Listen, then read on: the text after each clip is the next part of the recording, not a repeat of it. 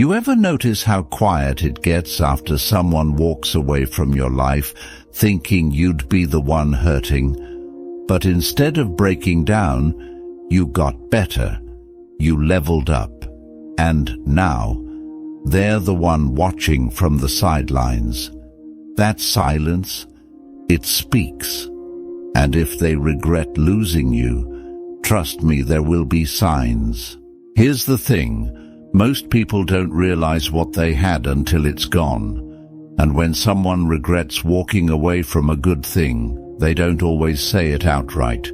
But their actions, their shifts in energy, those little moments, they start painting the picture. Maybe it's a random message out of nowhere. Just a, "Hey, how have you been?" But you can feel the weight behind it. Or maybe they start showing up in places you used to go together. Coincidence? Maybe. But when it starts happening more than once, you start to wonder. They might start liking your posts again, watching your stories, engaging with your life from a distance. They're not reaching out to apologize, not yet, but they're present. Almost like they're hoping you'll notice their absence, and how loud it feels now that they're not part of your world. Stoicism reminds us, don't chase, don't cling, don't beg to be understood. If someone regrets losing you, your peace will do all the talking. Your calm, your growth, your refusal to fall apart. Those are the quiet storms that shake the loudest. So before you go looking for signs in their behavior, look at yourself. Look at the strength it took to let go. That alone is proof that you didn't lose. Want to see how the signs start showing more clearly? Let's dig a little deeper. One of the clearest signs someone regrets losing you. They try to casually reconnect, but there's nothing casual about it. They might send a meme, react to an old memory, or bring up some inside joke you both used to laugh at. And suddenly, they're not just messaging you. They're trying to relive the version of you they used to have. But here's where Stoicism steps in with a powerful reminder. Don't get swept up in nostalgia. Memory is a master of disguise. It'll highlight the warmth and blur the wounds. So when someone circles back, ask yourself, are they missing me or are they missing the comfort I gave them? A person who regrets losing you might not say it out loud, but they'll start showing up in subtle, sometimes strange ways. Maybe they ask mutual friends about you. Maybe they bring you up in conversation, even if there's no reason to. Or maybe, in moments of vulnerability, they let slip that you were the one who really understood them.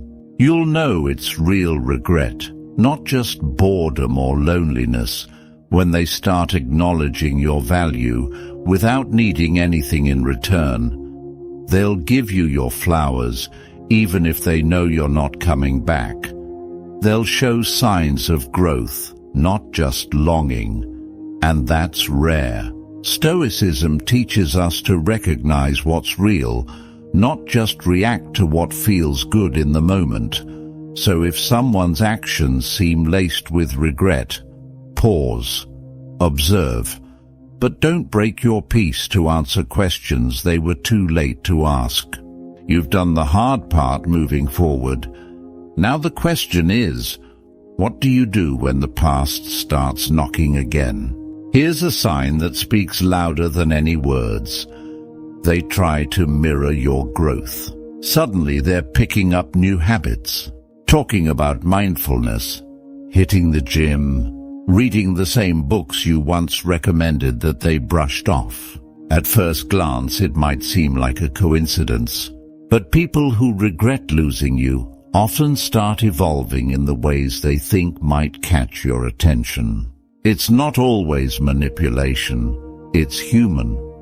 When someone realizes they lost someone valuable, they start asking, what would it take for them to see me differently? And so they change. Or at least they try to. But here's where you have to stay grounded. Don't mistake imitation for alignment. Real growth isn't for show. Stoicism reminds us that character reveals itself over time, not through sudden gestures or big declarations. So if they're only becoming better now that you're no longer around, you have to wonder, was it about self-improvement or just the fear of being left behind? Another powerful sign, they stop blaming you. The person who used to point fingers now starts taking accountability. They might say things like, I didn't handle that right, or I see now what you were trying to tell me. And that shift from blame to responsibility, that's where true regret lives. But listen, none of these signs are an invitation to rewind. Regret doesn't always mean they're ready. It doesn't mean things will work if you go back. What matters most is that you don't shrink to fit back into the version of yourself they left behind. You've grown, you've found peace. That's sacred. Curious about how to handle it when they do reach out and try to make it right. So they reach out. Finally. Not just the random likes or vague texts. This time it's direct. Maybe they say they've been thinking. Maybe they apologize. Maybe they admit they messed up and they've been carrying it ever since. And you feel it, that tug in your chest. Because part of you still remembers the good, the softness, the comfort, and it's tempting to believe that maybe this time it'll be different. But here's where you pause, where you breathe, where you let Stoicism guide you, not emotion. Just because someone regrets losing you doesn't mean they're ready to deserve you. What matters now isn't what they say. It's how they've lived since you've been gone. Have they done the work? Or are they hoping you'll heal them simply by letting them back in? That's not love. That's rescue.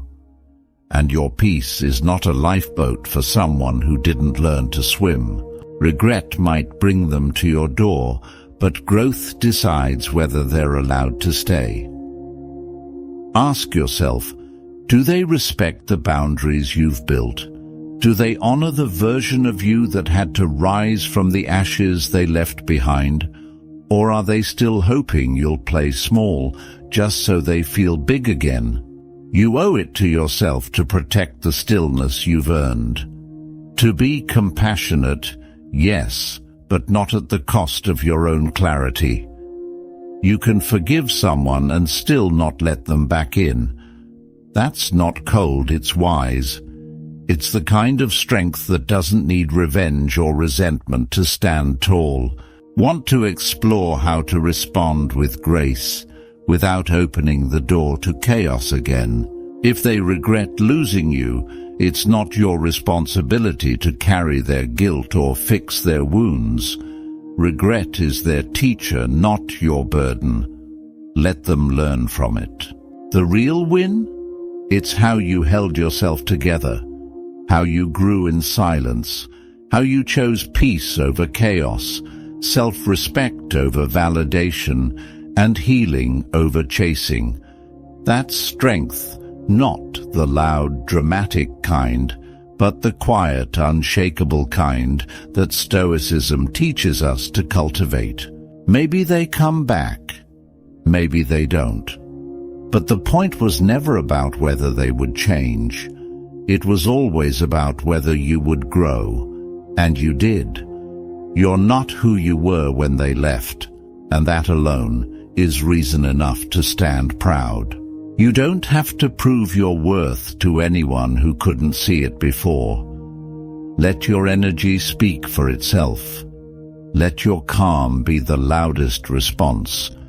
Let your peace remind them of what they lost, not to punish them, but to honor yourself. If they regret losing you, let them. That's theirs to carry.